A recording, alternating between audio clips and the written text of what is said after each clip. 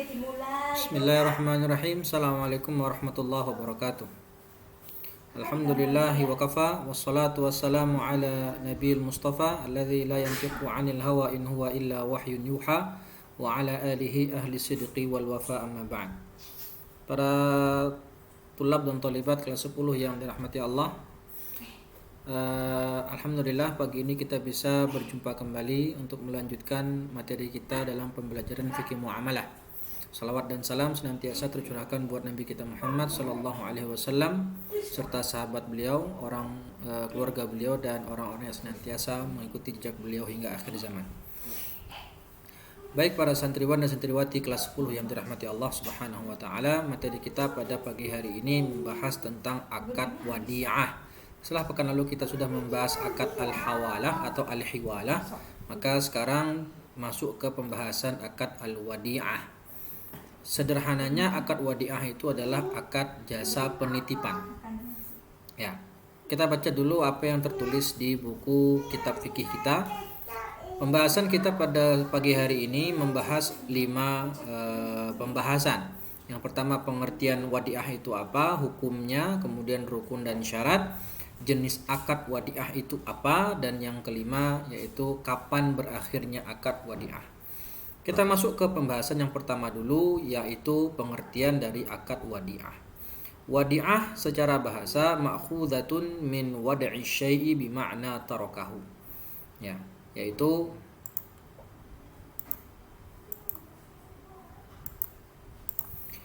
meletakkan sesuatu, artinya meninggalkannya, meninggalkannya. Wa samma asy-syai'u alladhi yada'ahu al-insan inda ghairihi liyahfadhahu lahu bil wadi'ati li'annahu yatrukuhu 'indal muda'. Dan dinamakan sesuatu yang ditinggalkan, yang dititipkan oleh seseorang kepada orang lain untuk dijaga, barangnya tadi untuk dijaga, ya, bil wadi'ah, dengan barang titipan, dengan akad penitipan, li'annahu yatrukuhu 'indal muda', karena barangnya tadi dititipkan kepada muda', yaitu orang yang diberikan titipan, yang diberikan barang titipan dari si pemilik barang. Ya. Tapi kalau dalam kitab lain secara istilah, secara syarak, ya di sini tidak dijelaskan secara istilah, ya, makna al-wadi'ah secara istilah. Ya, sedangkan menurut istilah makna wadi'ah adalah al-aqdul muqtada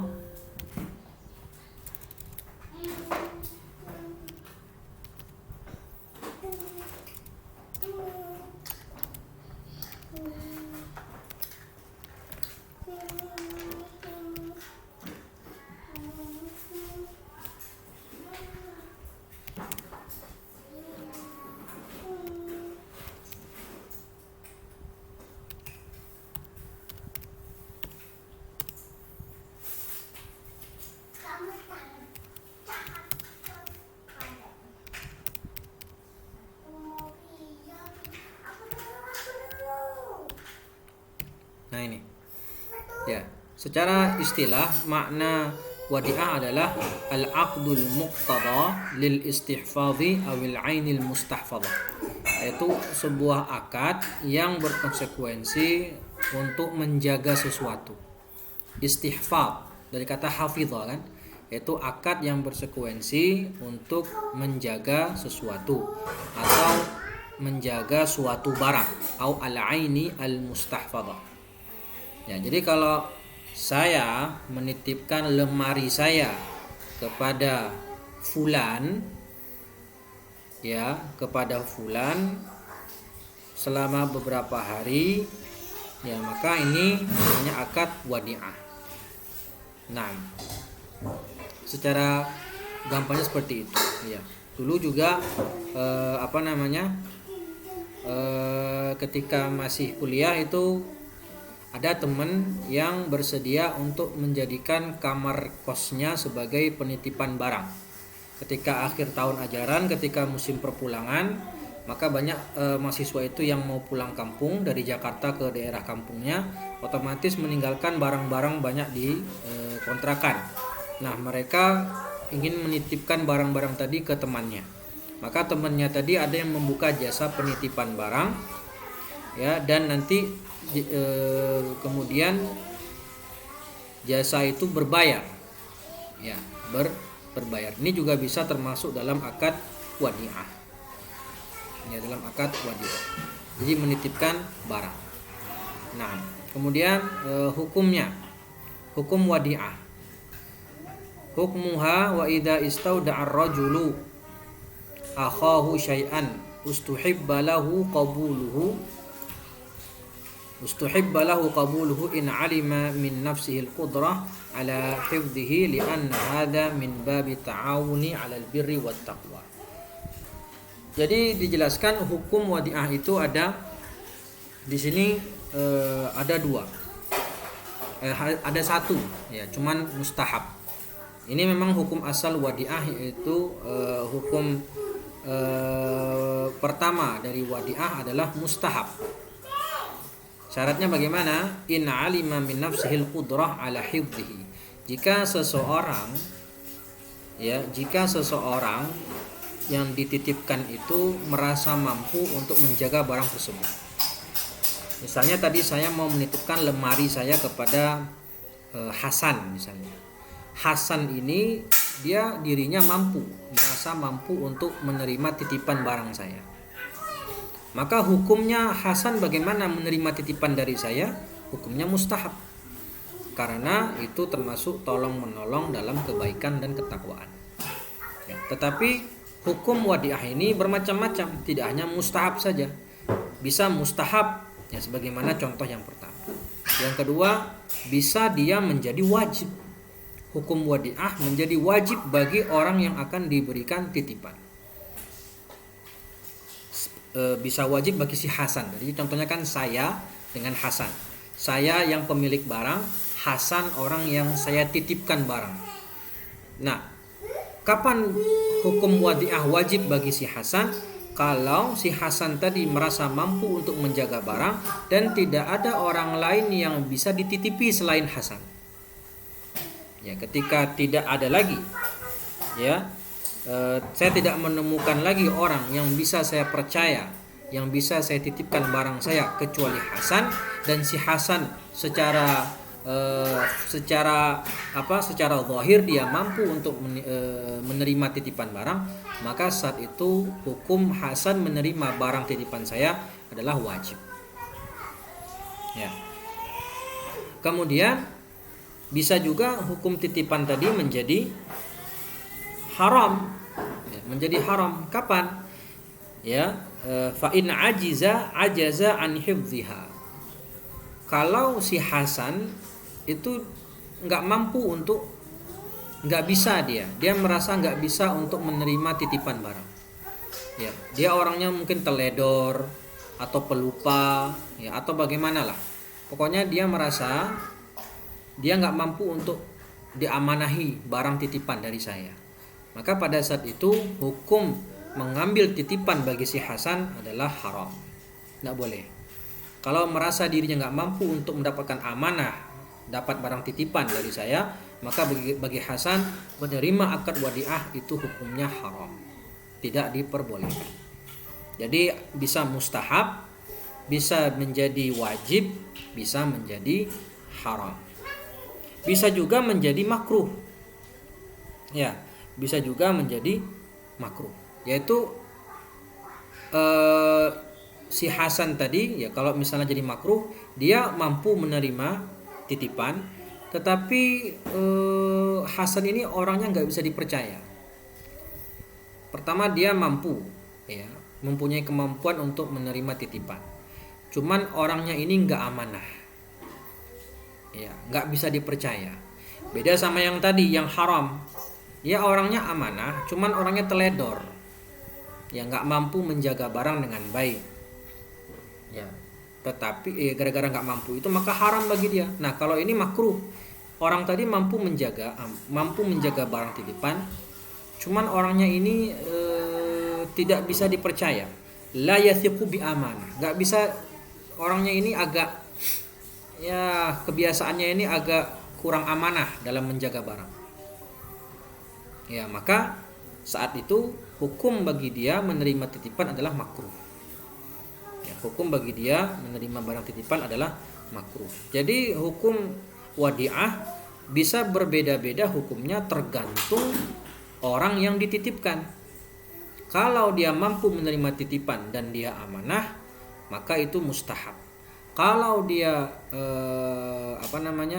tidak mampu menerima barang titipan, maka hukumnya menjadi haram. Kalau dia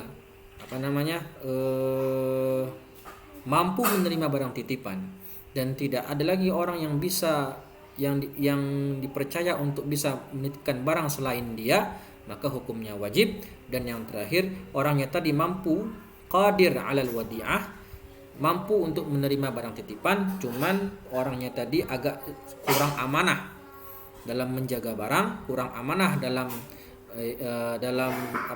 menjaga barang, maka dia hukumnya adalah makruh. Kemudian berbicara tentang dalil. Ya. Dalil tentang diperbolehkannya, disyariatkannya akad wadi'ah. Itu sebagaimana dalam buku ini Allah berfirman dalam surat An-Nisa ayat 58. A'udzubillahi minasyaitonirrajim. Bismillahirrahmanirrahim. Innallaha ya'murukum an tu'addul amanati ila ahliha.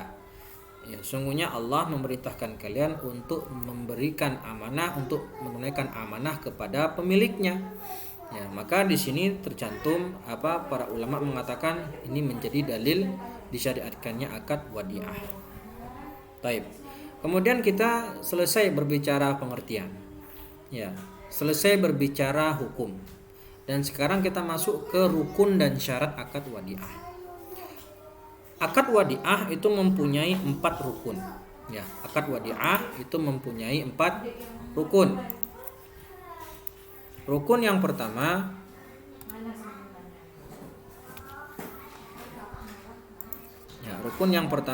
adalah al-mudi'. Kemudian yang kedua al-muda'. Yang ketiga al-wadi'ah. Nih, satu lagi deh.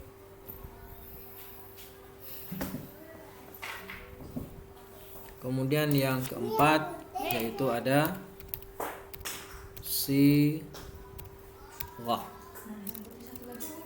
Ya, ada sirah. Nah, rukun dari akad wadi'ah ada 4. Al-mudi' dan al-muda', ada al-wadi'ah dan ada sirah. Ya. Nah, siapa al-mudi'? Tadi kan kasusnya saya dengan Hasan. Saya orang yang mempunyai barang, sedangkan Hasan orang yang dititipkan barang. Maka saya adalah al-mudi', yaitu orang yang menitipkan barang. Hasan adalah al-muda', orang yang menerima barang titipan. Taib. Kemudian al-wadi'ah. Apa itu wadi'ah? Ya, barang titipannya.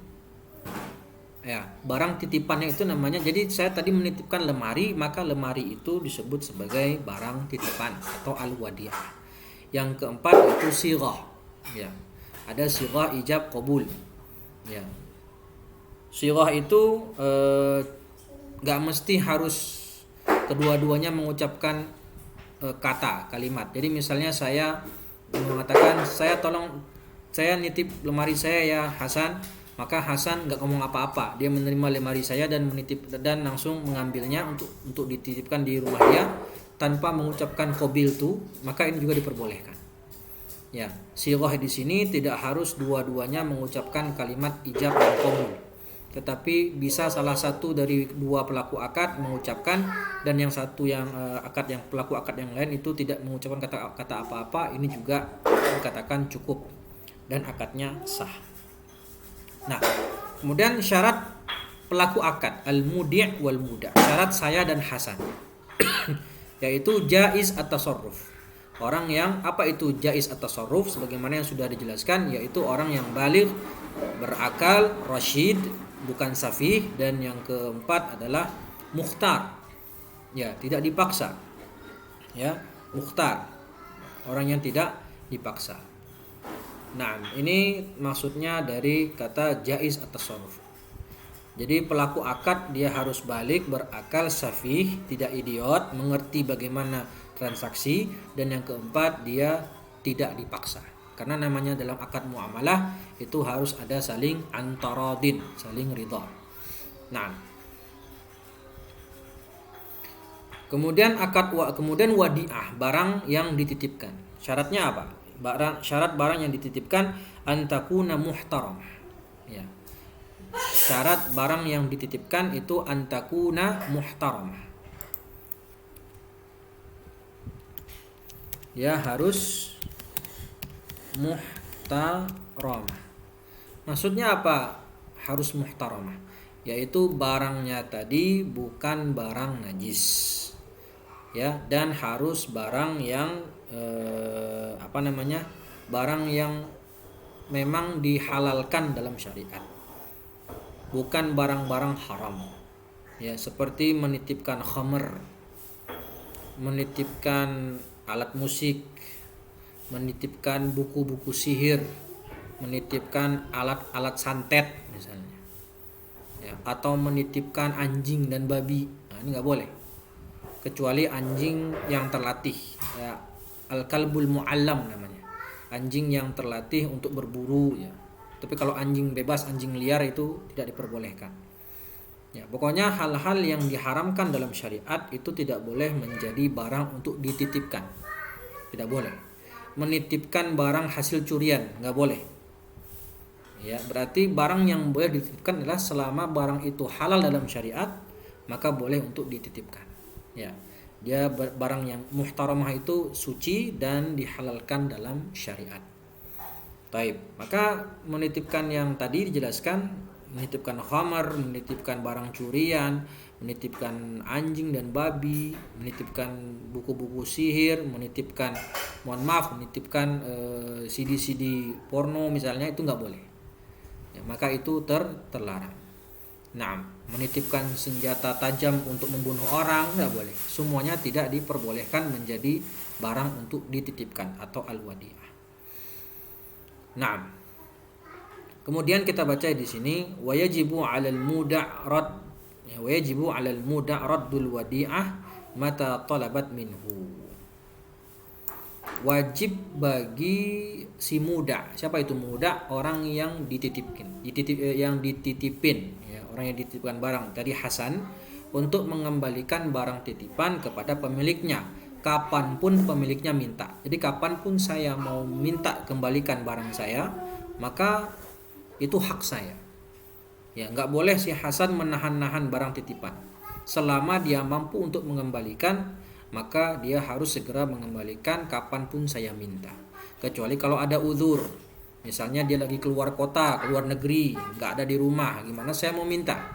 Ya, tapi kalau tidak ada uzur, dia mampu untuk mengembalikan, maka ketika saya minta di hari itu, dia wajib untuk mengembalikan barang. Kenapa? Karena itu bagian dari amanah. Innallaha ya'murukum an tu'addul amanati ila ahliha. Nah, itu yang ketiga, ya, itu yang ketiga. Maka kemudian yang keempat, jenis akad. Nah, apa jenis dari akad wadi'ah itu? Akad wadi'ah itu jenis akadnya namanya akad jaiz, ya, akad jaiz, ya, atau akdun jaizun, akad yang sifatnya jaiz. Maksudnya apa akad yang sifatnya jaiz? Yaitu akad yang bisa salah seorang dari pelaku akad atau kedua-duanya membatalkan akad. Ya, kapanpun mereka ingin membatalkan akad, maka diperbolehkan. Itu namanya akdun jaiz. Ya, si Hasan boleh membatalkan akad secara sepihak, dan saya pun boleh membatalkan akad secara sepihak. Itu namanya akad jaiz. Ya, jadi kan tadi saya bilang mata tolabat minhu, Saya mau kapan saja saya minta barang, mau kapan saja saya membatalkan akad, boleh, hak saya. Begitu pula bagi si Hasan, boleh kapan saja dia kembalikan barangnya. Kan saya misalnya nitip barang ke Hasan, akad wadiahnya 1 pekan, tapi baru 3 hari dia bilang ke saya, maaf saya mau keluar kota, saya mau keluar kota agak lama, saya khawatir barang kamu di rumah saya nanti kecurian atau apa, saya takut ambil resiko, mending saya balikan sekarang. Jadi si Hasan sendiri boleh membatalkan akad kapanpun dia mau. Begitu pula saya boleh mengambil barang kapanpun saya mau. Itu namanya akdun jaizun. Yang awalnya saya minta sepekan, tapi tiba-tiba saya berpikir udah 3 hari aja, saya ambil 3 hari kemudian, maka ini nggak mengapa. Ya, itu namanya akad jaiz. Lawan akad jaiz itu namanya akdun lazim, sebagaimana jual beli dan al-ijarah. Ya kayak kemarin, jual beli dan ijarah yaitu sewa menyewa, itu namanya akdun lazim, tidak boleh kedua belah pihak membatalkan secara sepihak. Kalau waktunya demikian, kalau jual beli sudah ada ijab qabul. Saya beli HP, berapa harganya Mas? Ini harganya 2 juta. Oh, udah saya lihat, kemudian saya tanya. Oh, sudah fix, saya beli jadi HP ini saya beli. Kemudian saya kasih uang 2 juta dan barangnya saya terima. Ini berarti sudah sempurna akadnya, maka pada saat itu nggak boleh saya membatalkan secara sepihak. Karena sudah terjadi akad. Baik si penjual maupun saya sebagai pembeli nggak boleh membatalkan akad jika akadnya sudah sempurna, tamal akdu. Saya sudah mengambil barang dan si penjual telah menerima uang pembayaran. Itu namanya akdun lazim. Tapi kalau akdun jaiz, masing-masing pihak boleh membatalkan akad kapanpun mereka mau. Taib. Ya, kemudian dhaman. Ya, masalah dhaman, ganti rugi. Wala dhamana 'alal mudi' illa bitafrid. Wala dhamana 'alal mudi' illa bitafrid. Dan si orang yang dititipkan barang, yaitu si Hasan tadi, dia tidak ada kewajiban untuk mengganti rugi jika barang titipan itu rusak, kecuali jika ada tafrid, ya, kelalaian di sana. Misalnya ketika saya nitipkan lemari itu harusnya ditaruh di tempat yang aman, di garasi misalnya, atau di ruangan dia, ya, di ruangan dia yang memang tempat untuk menyimpan barang-barang. Maka ketika sudah diletakkan di tempat penyimpanan yang benar, kemudian terjadi kecurian misalnya, atau rumahnya terbakar lemari saya, ya, maka si Hasan tidak wajib untuk mengganti rugi karena itu di luar kemampuan dia, tidak ada kelalaian dari dia sama sekali. Dia sudah melakukan apa yang perlu dilakukan, meletakkan barang di tempat yang sesuai, ya, tempat penyimpanan yang sesuai dengan barang yang dititipkan. Ya, misalnya kalau lemari, ya tempatnya bagaimana. Kalau misalnya saya menitipkan motor, maka dia harus meletakkan motor saya di tempat yang aman untuk motor, seperti di garasi dan dikunci, ya, dan seterusnya. Kalau saya nitipkan laptop, maka dia harus menyimpan laptop saya di lemarinya, dikunci lemarinya. Ya, begitulah. Pokoknya penyimpanannya sudah sesuai dengan barang yang memang dititipkan, kemudian terjadi kehilangan atau kerusakan, maka pada saat itu Hasan tidak ada kewajiban untuk mengganti rugi. Tetapi kalau dia melakukan kelalaian, ya, tidak menyimpan barang di tempat yang semestinya, maka ketika terjadi kerusakan, kehilangan, maka Hasan wajib mengganti barang yang telah saya titipkan. Nah, an Amr bin Shu'aib an abihi an jaddihi qala Rasulullah sallallahu alaihi wasallam man auda'a wadi'atan fala dhamana alaihi. Ya, barang siapa yang dititipkan sesuatu wadi'ah, maka dia tidak ada ganti rugi padanya. Wa anhu anna Rasulullah SAW qala la dhamana ala mu'tamin. Tidak ada kewajiban ganti rugi, kewajiban dhaman kepada orang yang diberikan amanah. Wa an Anas bin Malik anna Umar bin Khattab radhiyallahu anhu dhammanahu wadi'atan suriqat min baini malihi. Bahwasanya Umar bin Khattab dhammanahu wadi'atan suriqat min baini malihi. Ya, kurang paham saya ini. Umar bin Khattab memberikan dhaman atas barang titipan yang diambil dari barang-barangnya. Qala al-Baihaqi yahtamilu annahu kana furrita fiha fadammanha iyyahu bitafrid. Nah, jadi Anas bin Malik berkata bahwasannya Umar bin Khattab itu memberikan ganti rugi atas barang titipannya si Anas bin Malik yang dicuri dari hartanya Umar. Yang dicuri. Ya, dan beliau mengganti rugi dari harta Umar sendiri. Jadi si Anas menitipkan barang kepada Umar, kemudian barang tadi kecurian, maka Umar mengganti barang tadi kepada Anas bin Malik dari harta pribadinya Umar. Imam Baihaqi berkata, itu kemungkinan Umar melakukan kelalaian sehingga barangnya si Anas itu rusak atau kecurian, maka Umar memberikan ganti rugi sebab ada tafrid di sana. Nah, tapi kalau tidak ada tafrid, maka tidak ada ganti rugi bagi si muda atau orang yang diberikan titipan. Yang terakhir, kapan berakhirnya akad wadi'ah?